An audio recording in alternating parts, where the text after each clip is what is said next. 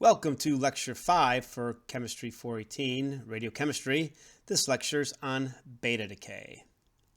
The readings for Lecture 5 are Chapter 3 from Nuclear Radiochemistry and Chapter 8 from Modern Nuclear Chemistry. This chapter is going to cover the neutrino hypothesis.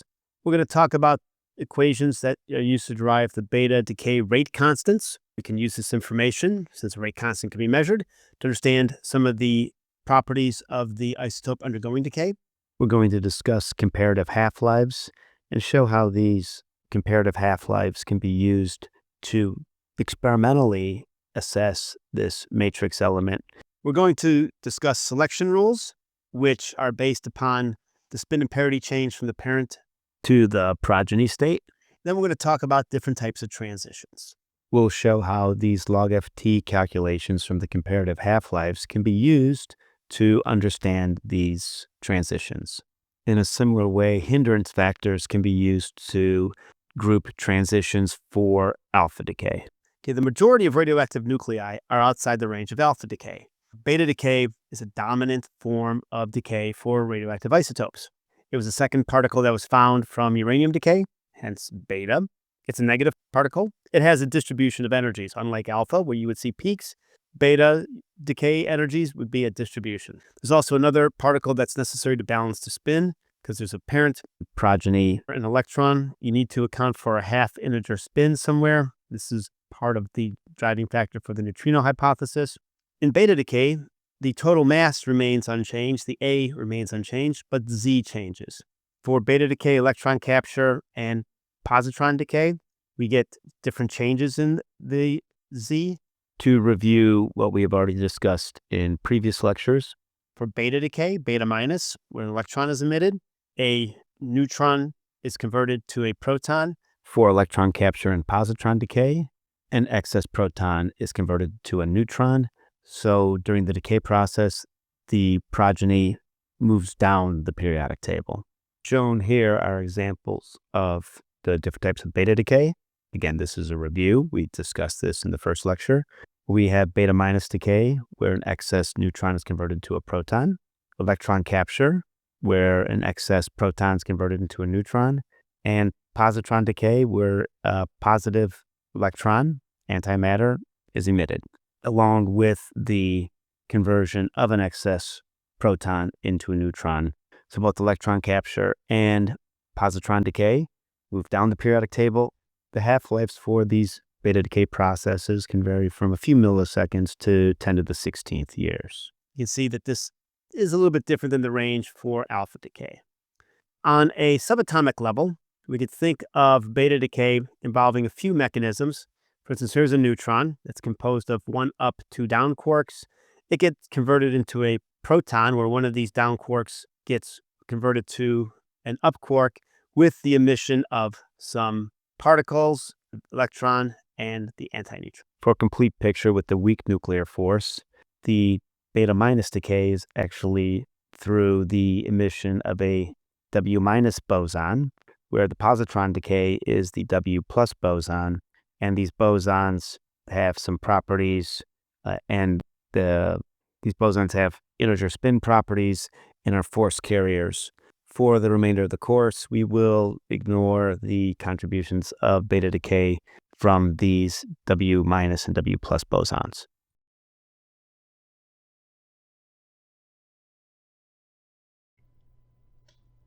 We can review what we know about Q-value calculations, as we discussed earlier, for beta decay.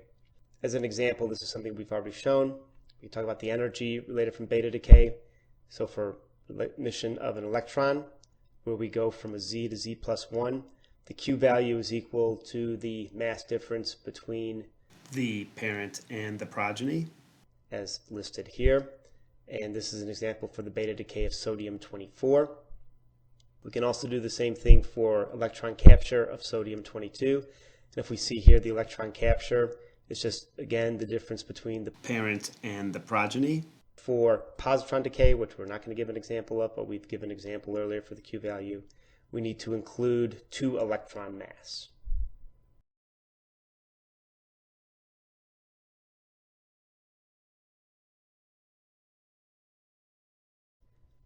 Similar to alpha decay, there's systematic variations with beta decay energy and half-life. This is shown by the mass parabola here, where we see that there's this larger energy change as we go from more unstable to more stable beta isotopes. However, unlike alpha decay with the Geiger-Nuttall equation, there's not as strong a relationship, this linear relationship, as what's observed with alpha decay. And what we're going to see is that beta decay half-lives really depend upon variations in spin and parity. Now, there are some trends that we can observe for beta stable nuclei. We look at a mass parabola for these odd A135. For most odd A isotopes, there's one beta stable nuclei. And if we look here, this is the barium-135, which is the most stable, sits at the bottom of this mass parabola. However, for even A, you can have up to 3 beta stable nuclei, and you can evaluate this by inspection from the chart of the nuclides. Some odd nuclei near the stability valley, for example, copper-64, can decay in both directions. As we see with copper-64, it has a beta minus and a beta plus positron emission. So both these form even nuclei. That's one of the reasons that you can drive this stability.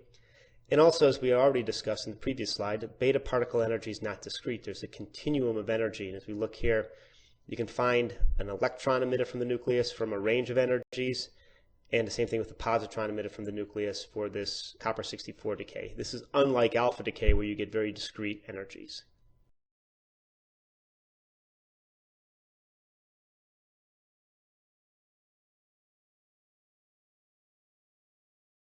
Now, we can use this energy decay behavior to evaluate some properties associated with the decay. And one of the first things that we can come up with is to discuss the neutrino.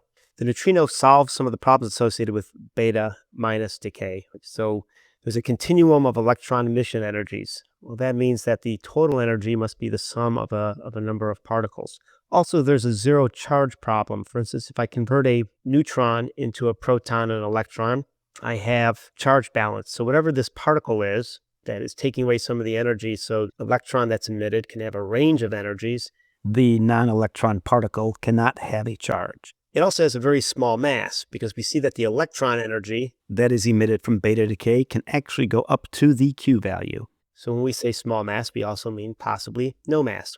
And it needs to be an antiparticle, because we are creating a particle, an electron, so we need to create some antimatter. It needs to have a spin of 1/2, so it can couple initial and final states and overall conserve angular momentum. We need to balance this reaction of a neutron to a proton plus an electron. It's not spin balanced. We need to have another spin associated with it. And this is where we get these behaviors that Fermi described as the neutrino. So it's small mass, zero charge, and obeys Fermi statistics. One of the properties of this small rest mass of the neutrino is that it's very difficult to detect. 2 routes to detect neutrinos through inverse beta decay are listed here, where the reaction of a neutrino on chlorine-37 makes argon-37. This reaction is shown here, where the neutrino capture on chlorine-37 yields the 30-day argon radioactive isotope with 100% electron capture emission. This is the primary method which is employed for the neutrino detector in the homestake experiment, where the target is tetrachloroethylene.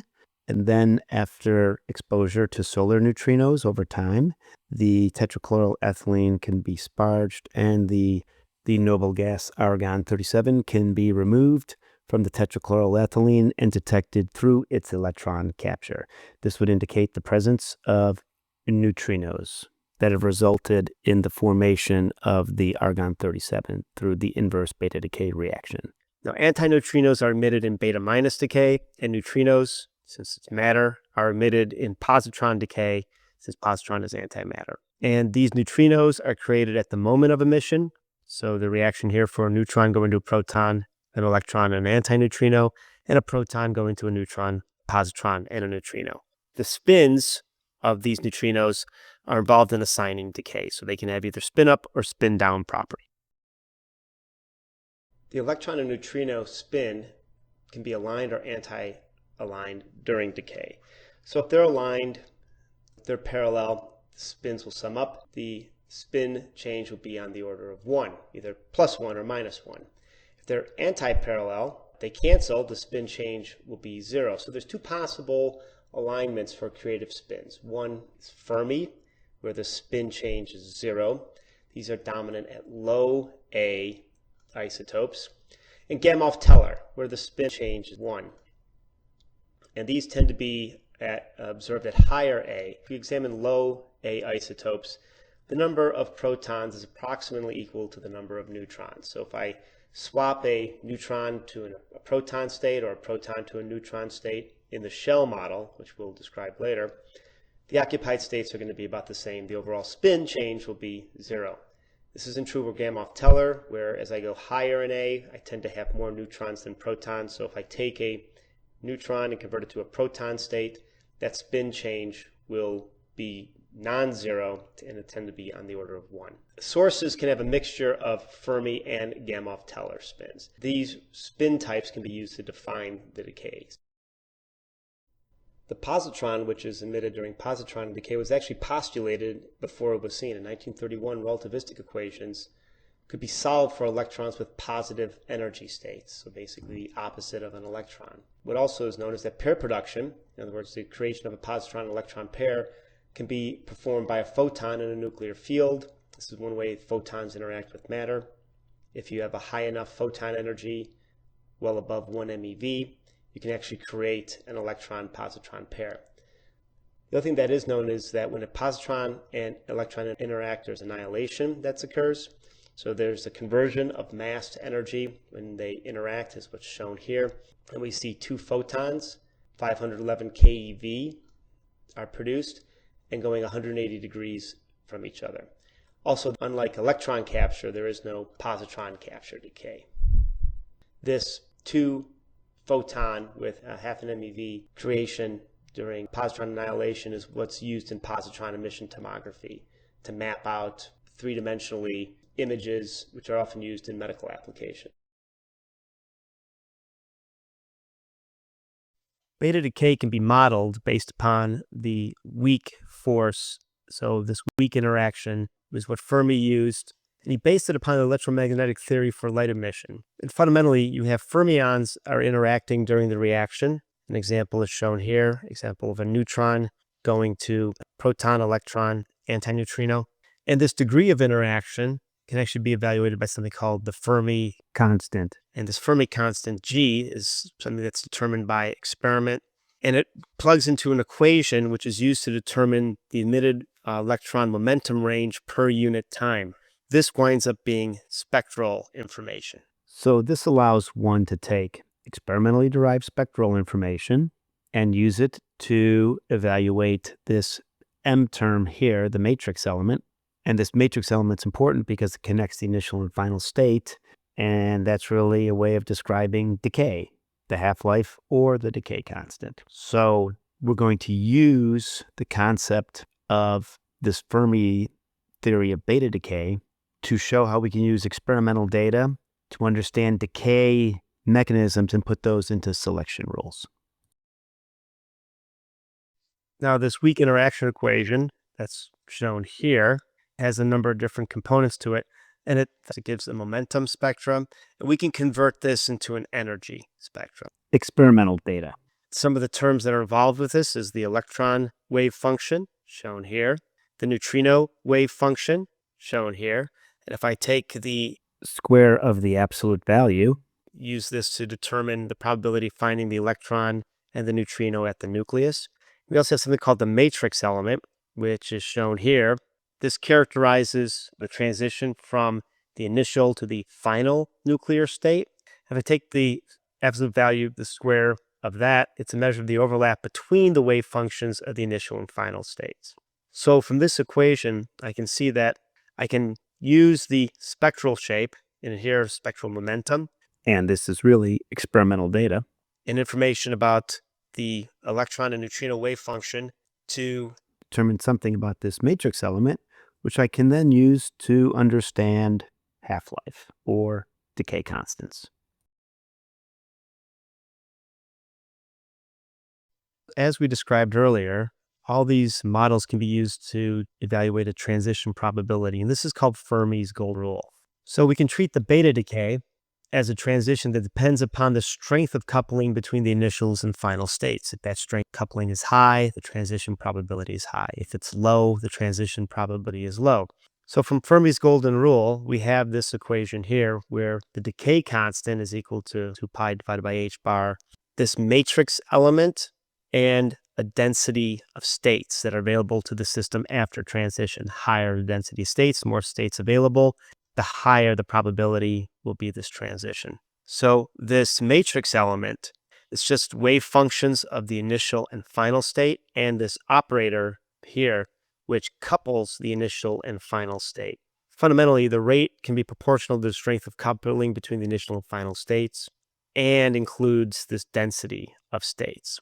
So the final state can be composed of several states with the same energy. And this is classic quantum mechanics. These are called degenerate states. So states with the same energy. So if I have a number of states with the same energy, that's going to improve the probability of decay.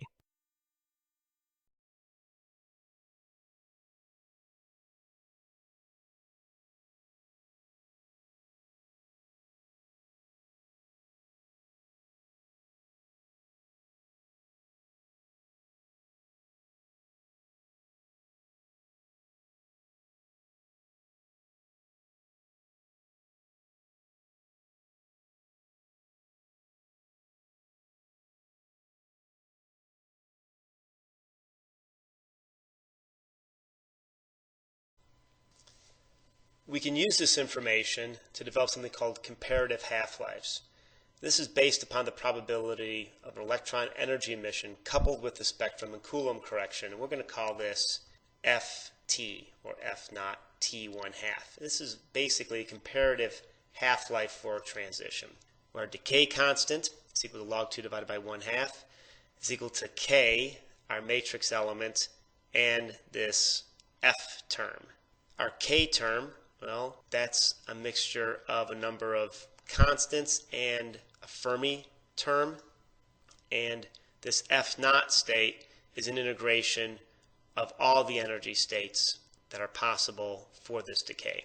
This assumes that the matrix element is independent of energy because we're not changing it as this energy changes, which is true for allowed transitions, not necessarily true for forbidden transitions. So we can look at this Ft, or F naught T1 half. It's a comparative half-life, and this could be thought as a half-life corrected for differences in Z, right, which accounts for a Coulomb behavior, and W, which is the total kinetic energy.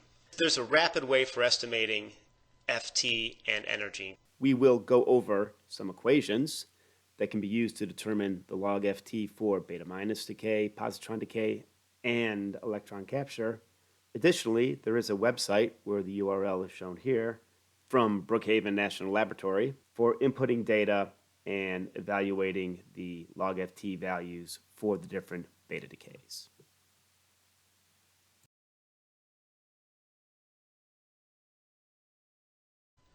Fundamentally, the log Ft is equal to log F plus log T1 half. T1 half needs to be in seconds. There's ways of calculating these log F values. We showed an integration on the previous slide. Here we're going to have three equations that are listed here for beta minus, positron, and electron capture, where all these equations are going to be our functions of the decay Q value and the Z of the progeny. I can determine the log F value. If I get the half-life in seconds, well, the log Ft is nothing more than the log F plus the log of the half-life in seconds. By doing this, we can get a range of log Ft values that basically break decays into allowed transitions, first forbidden, second forbidden, third forbidden. I put two tables here that you'll find in the different textbooks that describe the ranges for the allowed and the forbidden transitions. And what we generally see is that for a given type of transition, there will be a value for a spin change and a parity change. So for instance, a first forbidden will tend to have a spin change depending upon if it's Fermi or Gamow-Teller of 1 or 2, along with the parity change. Second forbidden, 2 or 3, no parity change. Third forbidden, 3 or 4 with the parity change, etc. Now we can use these equations to calculate some logft values, and let's go for the positron decay of oxygen 14 to nitrogen 14. The Q value for this reaction is 1.8 MeV, and the half-life is 70.6 seconds. If I take my positron equation here, and now I plug in my values for the decay of oxygen 14, so the Z is now the Z of nitrogen. Q value is for the E. I come up with a value of log F beta plus of 1.83. T is 70.6 seconds. Log of that is 1.84. I get a log FT value of 3.67. And that fits into a super allowed category. On this figure, it would be between super allowed and allowed. And what we do see from the log FT value that the transition is allowed. We can perform another log FT calculation. Now let's use the beta decay of bismuth 212. The Q value is listed here. We need the Q value in MeV, so it's 2.254 MeV. The half-life is 3,600 seconds. Well, we actually need to get the beta decay half-life, which winds up being 5,625 seconds. Remember that this is a 46% beta branch, so we use one of the equations that we discussed earlier. If I use my equation for the log F beta minus, I have this equation. I plug in my half-life, I plug in my Q value, and 84 for the Z of the progeny polonium. My log F is 3.37. My log T is 3.75. I get a log FT value of about 7.5. And I actually compare this to what's listed in the table of the isotopes. As you see here, these values here are my log FT values for the individual transitions. So this bismuth 212 going from a 1 minus state to a 0 plus state has a log FT of 7.3 listed here. We calculated to 7.5. That's a pretty good estimation. We will see that this is a first forbidden type transition based upon the value. Regardless if the value is 7.48 or 7.3, they would both indicate first forbidden. So what drives these changes in these log FT values? Let's examine it for mercury 205. Here are these log FT values. What we see is that the decay in beta is really driven by the change of the spin and parity from the parent state to the progeny state. The lowest log FT value is for a 1/2 minus to 1/2 plus state. And we see that these transitions, if we were to try to go from a 1/2 minus to a 5/2 plus state, we have the highest log FT value, and that's driven by this overall change in spin. We could go from this 1/2 minus to this 1/2 plus state. However, the energy transition is not the greatest. For the same spin and parity transition, the decay with the largest energy transition is often favored.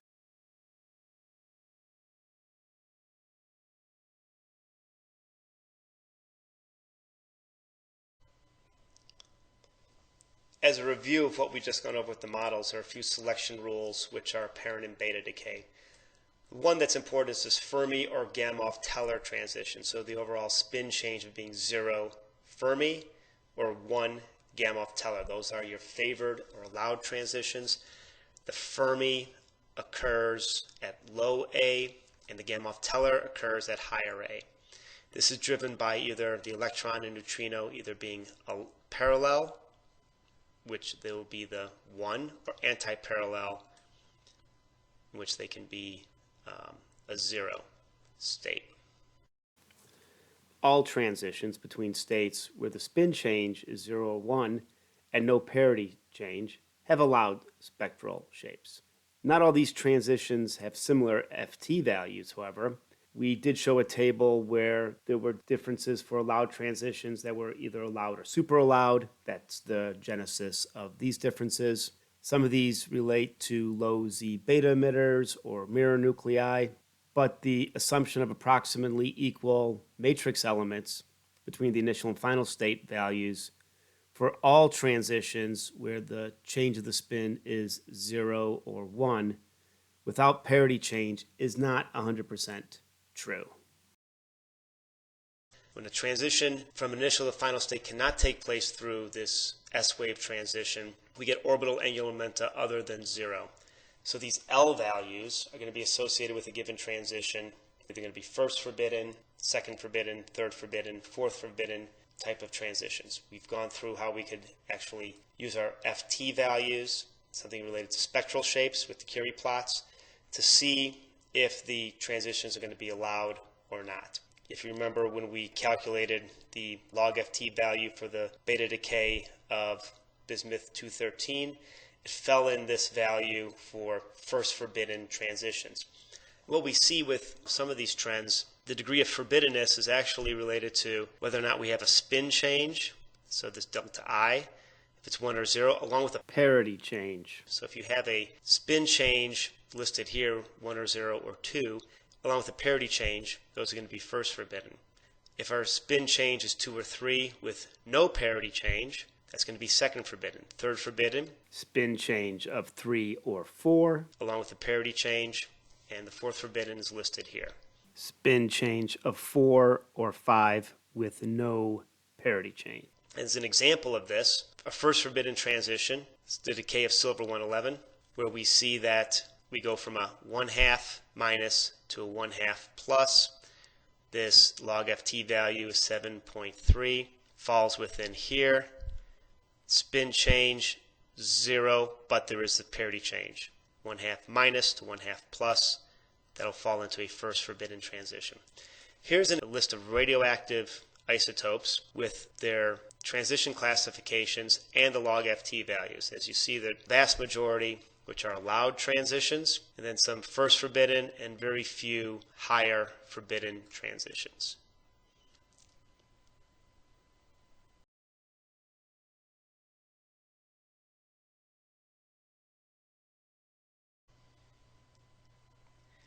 In closing out beta decay, we'll add one more beta decay method, the double beta decay. In this case, an isotope will emit 2 beta particles simultaneously during its decay. These tend to have very long half-life. Examples are listed here: the tellurium 130, selenium 82, germanium 76, molybdenum 100 also goes through this route. And that's what's seen here. This germanium, if it went through a single beta decay, would have to gain energy. It can lose energy if it skips this arsenic step and goes straight to the selenium. Now these have very long half-life, and it's also possible to have neutrino-less double beta decay, where either the neutrinos annihilate each other or they're absorbed by a nucleon. Now another branch of beta decay is a beta delayed decay. So nuclei far from stability can populate unbound states that lead to direct nucleon emission. And what this is, where you have a beta decay which is followed by neutron emission, so a beta delayed neutron. These are important for nuclear reactors. About 1% of the neutrons that are produced in fission are actually these beta delayed neutron emission. And we'll discuss this more when we talk about fission. This lecture covered a number of models used to describe beta decay. We went over those models, and what you should really take away from those models is an understanding of how data can be used to describe some properties related to the beta decay or the isotopes that are undergoing beta decay. You should be able to describe the fundamentals of beta decay, either beta minus, beta plus, or electron capture, and how each decay changes the neutron or proton properties in a nucleus. Remember, for beta decay, the total number of neutrons and protons remain the same, but with beta minus, a neutron is converted into a proton, and for positron decay and electron capture, an excess proton is converted into a neutron. You should be able to understand and discuss the neutrino hypothesis and how Fermi came up with the idea of the neutrino based upon an evaluation of the data related to beta decay. You should be able to understand something about spectral shapes, what influences these spectral shapes, how are particles and potentials related. You should be able to identify a Curie plot and understand what's the difference between a straight and curved line. You should be able to look at some calculations for beta decay rate constants and understand the selection rules, particularly this logft values, how we can calculate logft's, and how do those values compare to the spin and parity of the parent and daughter states. This is probably one of the more primary sections of this lecture, where the behavior of beta decay is really driven by differences between the spin and parity of the parent state and the spin and parity of the daughter state. Remember, the decay can occur to an excited nuclear state of the daughter, which is one route for gamma emission. And you should be able to identify and explore and understand other types of beta decay, such as double beta decay. Questions that you should be able to answer based upon the lecture are provided here. One is, in beta decay, what is the correlation between decay energy and half-life? In alpha decay, we discussed and showed that a higher alpha decay energy correlates with a shorter half-life. We see the same sort of trend with beta decay, higher energy, shorter half-life. However, we see a stronger influence on spin and parity change. We even discussed whether or not a transition can be super allowed, first, second, or third forbidden. We talked about how that forbiddenness or allowedness is related to whether or not there's spin changes and parity changes. We also discussed how one could evaluate these transition types in terms of logft. The higher the logft value, the more forbidden the transition is.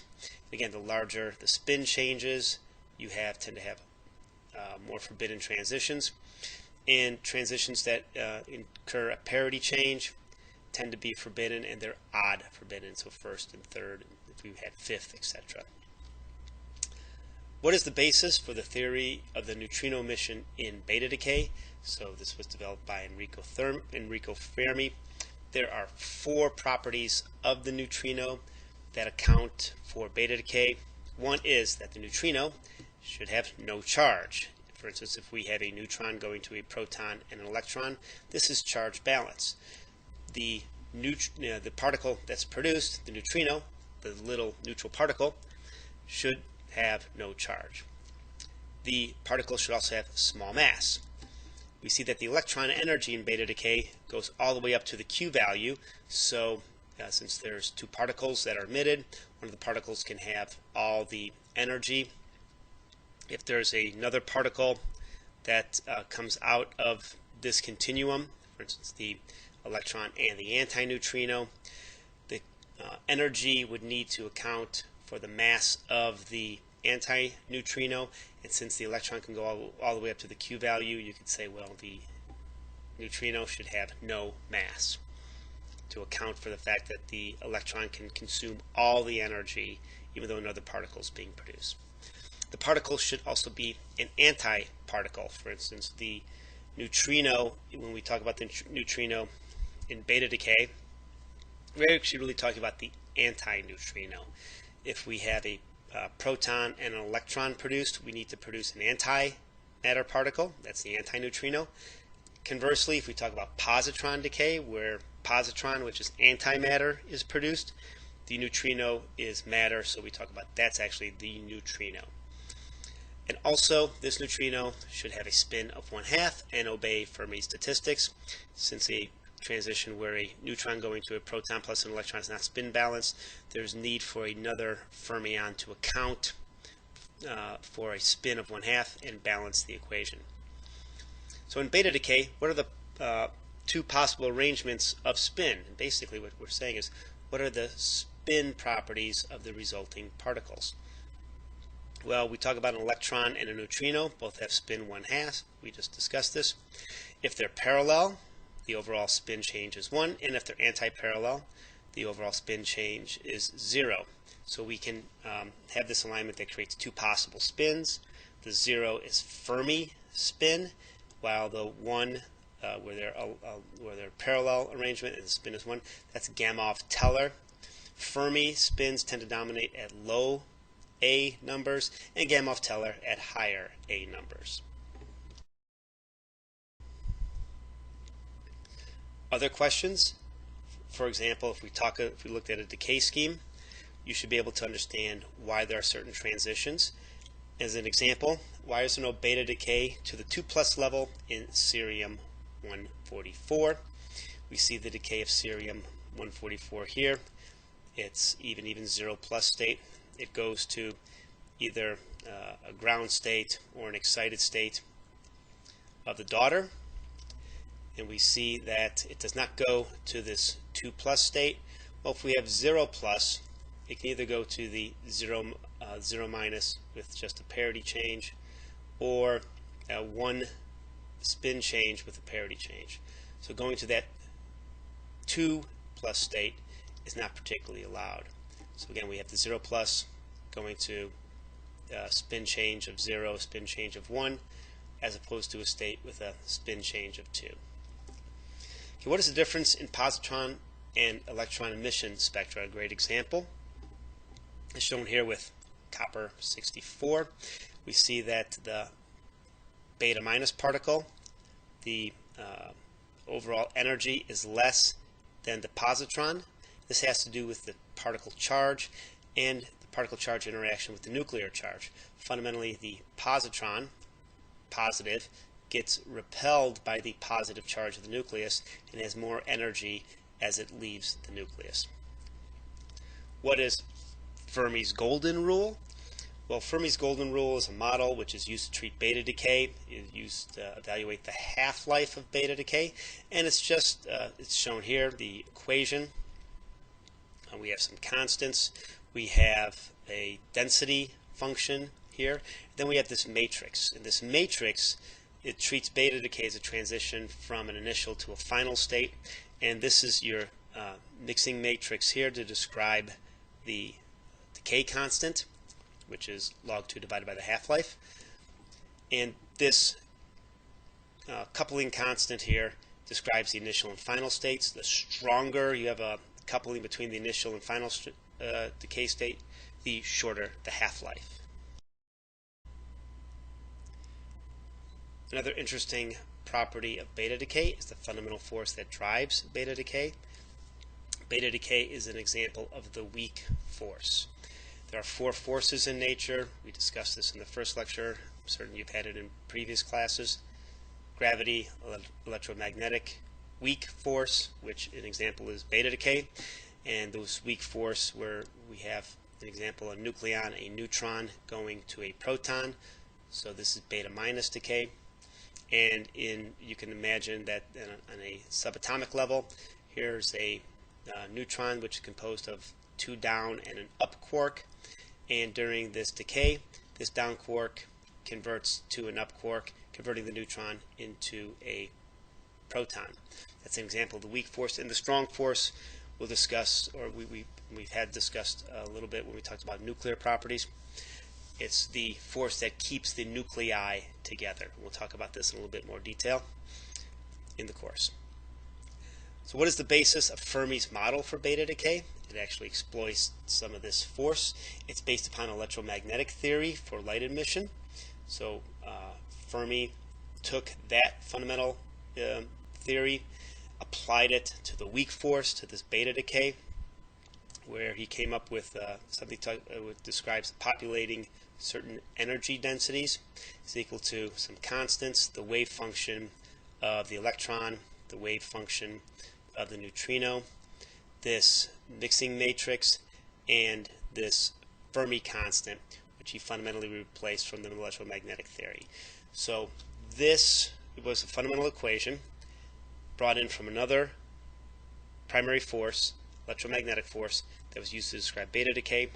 And we discussed previously in the lecture an example question on how this matrix is used to determine the decay constant. And a final question is some applications of beta decay. How is positron decay used in medical applications? Well, it's used, it's in imaging by positron emission tomography. For example, fluorine-18 is used when a positron is produced, when it collides with, this is antimatter, when it collides with electron matter, it creates two gamma particles 180 degrees away from each other. These gamma particles each have the energy is related to the mass of the electron and the positron, so it's 511 keV. They come off at 180 degrees. If this emission occurs in a system of detectors in which spatial resolution can be achieved, you can produce a 3D image. For instance, this is used fluorine-18 glucose is used to image the brain. If people are interested in understanding properties of the brain, or if there are lesions or other impacts on the brain that they want to study and related to sugar uptake, they can use labeled molecules with fluorine-18 to produce images that are based on positron emission tomography. When you have completed this lecture, please comment on the blog and respond to the Lecture 5 quiz. As a review, the information that you should take out of this lecture is that beta decay really describes three different types of beta decay: beta minus, beta plus, also called positron decay, and electron capture. We did review how Q values are calculated for beta decay routes, and you should be able to calculate the Q value for beta decay. You should be able to identify where on the chart of the nuclides beta decay isotopes occur and which types of beta decays occur. For instance, whether an isotope is neutron rich or neutron poor. If it's neutron rich, has excess neutrons, that neutron is going to tend to decay by beta minus, because that neutron will be converted into a proton and it'll move up the periodic table. If it's a light isotope, if it's neutron poor, it'll tend to decay by positron emission or electron capture. And there are a few isotopes that can decay by both routes. You should be able to understand and utilize the neutrino hypothesis, explain how the neutrino hypothesis came, and what were the parameters that led to it. You should understand spin in beta decay, how changes in spin and parity impact the beta decay routes, and probabilities of those decay. You should be able to use comparative half-lives in that equation that shows values for comparative half-lives. You should be able to assign transitions based upon those values, or the changes in spin and parity and those transitions. You should also be able to discuss the existence of other beta decay modes, for example, double beta decay. Now, there are a few models that were presented in this lecture showing the weak nuclear interaction relationship in beta decay. You should understand the concepts that were described in these models, but you won't be responsible for using the models to perform calculations.